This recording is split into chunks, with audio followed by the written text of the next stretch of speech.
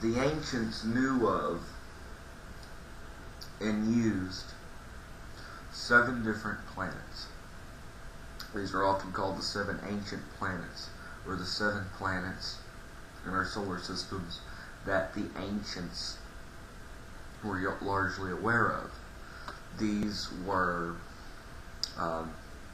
Saturn, Jupiter, Mars, Sun, Mercury, Venus, and the Moon.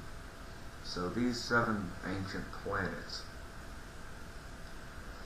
were often called the 7 governors of the world, because in Greek and Roman paganism,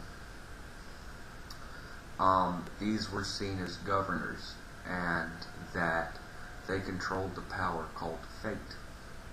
So these 7 governors of the world, Mars, Jupiter, Venus, all that, represent the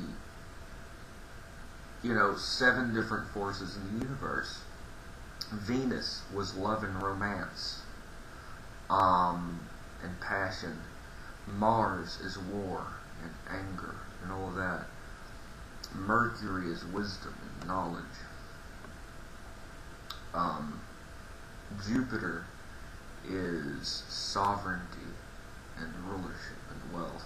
So that these planets each represented 7 different forces in the universe, and they also represented 7 different forces in man. Because you could also say the 7-fold constitution of man, because we possess Mars, we possess anger, we also possess a sex drive and romance to our nature. That's Venus.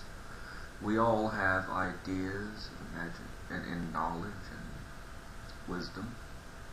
That faculty could be seen as Mercury. So that we all have these 7 planets, these powers within us and without us.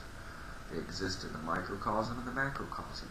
So that in philosophical circles, the 7 ancient planets represented 7 forces of nature that existed in both man and the universe, and they used through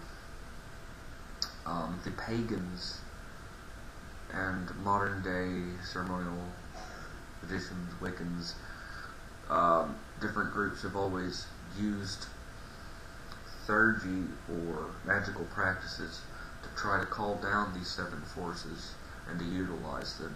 For example, if you want romance and love in your life, or sex, and just that too, call upon the power of Venus.